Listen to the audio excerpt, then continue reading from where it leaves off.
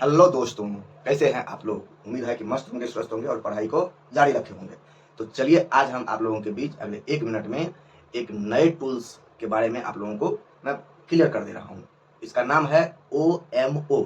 ये क्या होता है कि जब आरबीआई अपने मॉनेटरी पॉलिसी के तहत मार्केट में इन्फ्लेशन को कंट्रोल करने के लिए यानी लिक्विडिटी को कंट्रोल करने के लिए ये OMO नीति को अपनाते हैं। ठीक है, तो ये क्या होता है, तो इसका सबसे पहले फुल फॉर्म देख लीजिए, ओपन मार्केट ओ ओपन मार्केट ऑपरेशन। ठीक है, इसको हिंदी में कहते हैं खुले बाजार की क्रियाएं या प्रक्रियाएं। ठीक है, तो देखिए ये क्या होता है, आप लोगों को पता होगा कि गवर्नमेंट यानी सरकार सिक्योरिटी को मार्केट में जरूरत पड़ने पर रिलीज करती है, यानी लोन लेने के लिए कभी रिलीज भी करती है और कभी परचेज भी कर लेती है। तो ये गवर्नमेंट डायरेक्ट अपने माध्यम से ये सिक्योरिटी को मार्केट में ओपन मतलब मार्केट में रिलीज नहीं करती, वो आरबीआई को माध्यम बनाती है। ठीक है, आरबीआई को माध्यम बनाती है गवर्नमेंट। जी से बोलूंगा, government security, G for government, C for security, या ध्यान रखिएगा। तो आरबीआई को माध्यम बना करके ये कभी मार्केट में रिलीज करती है और कभी मार्केट से खरीद लेती है। ठीक है, यानी क्रय करती है और विक्रय करती है। ठीक, क्रय करती है और विक्रय करती है, ध्यान रहे, क्रय करती है। तो देखिए ये थोड़ा सा बच्चे को कंफ्यूज कर देता है। तो मैं आपसे एक सीधा और सिंपल सा सवाल करता हूं कि जब आप मतलब समझ लीजिए कोई भी वस्तु खरीदने जाते हैं, दुकान खरीदने गए मतलब क्रय करने गए, क्रेता आप हुए। खरीदने जब गए और आप किसी वस्तु को खरीद लिए, तो आप पैसा देते हैं या पैसा लेते हैं। तो कहेंगे कि जी, जब मैं खरीदने जाऊंगा, मान लीजिए ये मैं मार्कर खरीदने गया, तो मार्कर मैं खरीदूंगा तो मैं मार्केट में पैसा डाल दूंगा, मतलब मैं दुकानदार को पैसा दे दिया, मतलब वो मार्केट में सर्कुलेट होने लगेगा। ठीक है, तो सिमिलर आप अपने जगह पे आरबीआई को रख लीजिए। ठीक है, आरबीआई जब आरबीआई जी सेक को खरीदता है यानी परचेज करता है, तो आरबीआई मार्केट में पैसा डाल दे रहा होता है, यानी वो मनी जो मार्केट में आया उस मनी का सर्कुलेशन मार्केट में शुरू हो जाता है जब वो परचेज किया जिस सेक को। तब सिमिलर आप विक्रय में देखिए, आप फिर अपने ऊपर अप्लाई कीजिए। मान लीजिए कि आप एक दुकानदार हैं, ठीक है, आप कोई वस्तु को बेच दिए मतलब विक्रय कर दिए। जब आप बेच देते हैं वस्तु को, तो आपके पास पैसा आता है या पैसा आपके पास से जाता है। तो आप कहेंगे कि जब मैं सर बेचता हूं तो मेरे पास पैसे आते हैं। सिमिलर अपने जगह पे आरबीआई को रखिए। जब आरबीआई जी सेक को बेच देता है अपने पास से, तो अपने पास से मतलब गवर्नमेंट दी आरबीआई को कि ये जी सेक को मार्केट में बेच दो, तो आरबीआई के पास आया और आरबीआई उसको मार्केट में बेच दिया।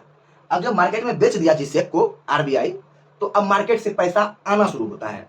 अब मार्केट से पैसा आना शुरू होता है आरबीआई के पास। इतना आपको। अब देखिए कि जैसे आरबीआई क्या करता है, दो चीज करता है, कभी सेल करता है, कभी परचेज करता है, कभी क्रय किया और कभी विक्रय किया। ठीक है, अब देखिए मैं आपको अभी समझाया हूं कि जब आप क्रय करने जाते हैं तो क्या करते हैं, खरीदने गए तो आप मार्केट में पैसा दे दिए, तो क्या हो जाता है, मार्केट में मुद्रा बढ़ जाता है। ठीक है, मार्केट में मुद्रा बढ़ गया। अब जब आप विक्रय करने गए यानी बेचने गए तो आपके पास पैसा स्टोर हो गया, तो क्या हो जाता है, आरबीआई के पास पैसा आ जाता है। ठीक है, आरबीआई के पास मुद्रा बढ़ जाता है। ठीक, अब जब मार्केट में मुद्रा बढ़ गया तो इससे क्या होता है, लिक्विडिटी मार्केट में बढ़ जाता है। ठीक है, लिक्विडिटी क्या हो गया, बढ़ गया। और जब आरबीआई के पास मुद्रा बढ़ जाता है तो क्या हो जाता है, लिक्विडिटी मार्केट में कम हो जाता है। ठीक, उम्मीद है कि ये आप समझ गए होंगे, बहुत अच्छे से बारीकी से क्लियर हो गया होगा। फिर से ध्यान दीजिए कि जब आरबीआई क्रय करता है जी सेक का, तो क्रय किया मतलब खरीदा मतलब पैसा दिया, तो क्या हो जाता है, लिक्विडिटी बढ़ गया। ठीक, और जब विक्रय किया यानी बेच दिया, तो बेच दिया आरबीआई के पास क्या होता है, पैसा आ जाता है, तो क्या होता है, लिक्विडिटी कम हो जाता है। ठीक है, लिक्विडिटी कम हो गया, तो अब यही हो गया कि जब आरबीआई को मतलब इन्फ्लेशन को कंट्रोल करना हो तो क्या करता है, बेच देता है। इन्फ्लेशन कंट्रोल हो गया, लिक्विडिटी कम हो गया, मतलब इन्फ्लेशन कंट्रोल हो गया। अब देखिए इसके अंदर कौन कौन सा आता है, मतलब क्या क्या आता है, तो वो देखिए सबसे पहले फॉरेक्स स्वैप आता है, फॉरेक्स स्वैप आएगा। ठीक है, LAF आएगा। LAF मतलब क्या, वही लिक्विडिटी एडजस्टमेंट फैसिलिटी, इसके अंदर दो आता है। ठीक है, आपको पता होगा। और तीसरा इसमें देखिए स्टरलाइजेशन भी आता है। ठीक है,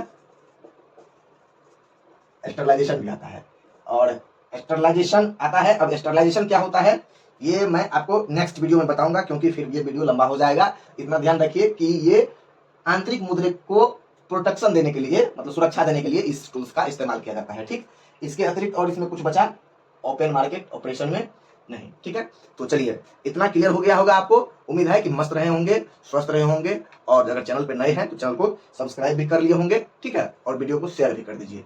इसी तरीके से मैं आपको वीडियो के माध्यम से पूरा इकोनॉमी खत्म कर दूंगा, पॉलिटी खत्म कर दूंगा, ज्योग्राफी खत्म कर दूंगा, हर एक सब्जेक्ट आपका क्रिस्टल क्लियर हो जाएगा। ठीक, बाय बाय, मुस्कुराते रहिए, पढ़ते रहिए, टाटा, मिलते हैं नेक्स्ट वीडियो।